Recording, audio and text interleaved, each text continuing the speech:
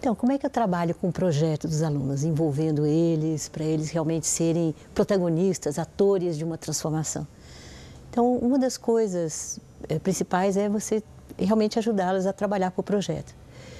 A outra coisa que é fundamental, se tratando de um projeto de transformação ambiental, portanto, transformação de algum meio sociocultural, é você fazer isso de maneira participativa, né?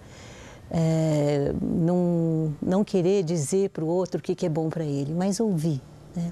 Então, técnicas de diagnóstico participativo em que as pessoas ouvem umas às outras, em que eu promovo essa grande ação de ouvir, e isso é uma coisa tem sido muito preciosa nas escolas. E isso tem ajudado em outras circunstâncias também, que não são só os projetos de educação ambiental. Mas trabalhar com a comunidade passa, num primeiro momento, ouvir essa comunidade. Às vezes, um professor, a comunidade que ele está falando é a classe. Vamos ouvir.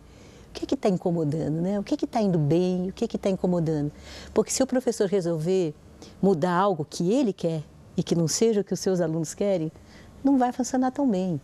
Então, parar, ouvir, discutir e de repente você faz um projeto em cima de uma coisa que realmente está interessando e está sendo uma demanda e uma necessidade desse grupo, né? E olha que demanda é uma coisa, necessidade é outra. Quer dizer, a demanda é aquilo que a pessoa fala que quer. Num primeiro momento, rapidamente, vamos dizer, pode ser, tem uma demanda por aquilo, né? O mercado trabalha na demanda, mas a necessidade é uma coisa às vezes mais funda. Às vezes uma demanda encobre as reais necessidades que estão por trás. Então, um professor pode trabalhar em cima da demanda assim, se ele quiser ser rápido. Se ele quiser ser mais profundo, vamos investigar um pouquinho as necessidades reais que estão por trás daquela demanda, né? Então, determinados tipos de consumo, na realidade, estão cobrindo necessidades de afirmação, necessidades de identidade que vão mais embaixo.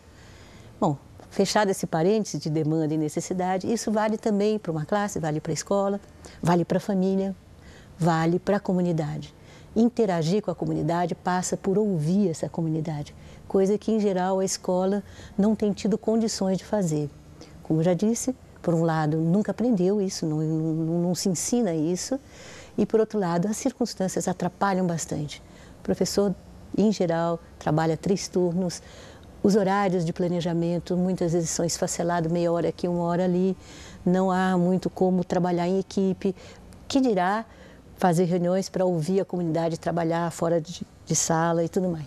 No entanto, a gente tem conseguido ver muitos professores que dão um jeitinho, conseguem levar os meninos para fora da sala de aula, conseguem levar eles na rua, conseguem fazer entrevistas, conversar, ouvir, reunir pais, reunir lideranças da comunidade e trabalhar com elas quais são as necessidades, né? E eu chamo de socioambientais, porque as necessidades ambientais elas passam pelo lado social, com certeza, né? Nós não estamos falando de um meio ambiente físico, biótico, nós estamos falando de um ambiente humano, portanto, a combinação de tudo isso, né? Da parte física, da parte biológica, da parte social, da parte cultural, da parte econômica, enfim. Então, quando você conversa com a comunidade, quando você pergunta para ela o que está realmente incomodando ou o que está indo bem, ou melhor ainda, quais são os anseios dela? Ao você deparar com alguma coisa que, sendo um desejo, uma aspiração daquela comunidade, está na capacidade dos alunos fazerem algo por aquilo, aí você está feito. Se você descobrir uma coisa dessa, isso vai te dar um instrumento muito forte de trabalho, porque você vai, com os alunos, investigar, fazer pesquisa, buscar causas, né? Buscar as formas de mexer com aquilo. Com muita frequência você vai estar conversando por conta daquilo com organizações privadas que às vezes estão causando ou poderiam ajudar a melhorar aquilo. Muitas vezes você vai atrás do poder público, vai tentar descobrir qual órgão ou qual é o grupo que poderia estar ajudando naquilo. Então isso tem assuntos, em geral, de geografia, de história, português, matemática, ciências, tem de tudo para você explorar ali. E tem muita cidadania, né? os alunos e a comunidade às vezes se juntam para conseguir aquela transformação que eles queriam. E quando você, no fim, consegue alguma coisa, já vem em seguida mais uma demanda, mas existe um ganho muito incrível. O interesse dos alunos, a capacidade de pesquisa, de redação, de sistematização do que eles estão fazendo, ela fica potencializada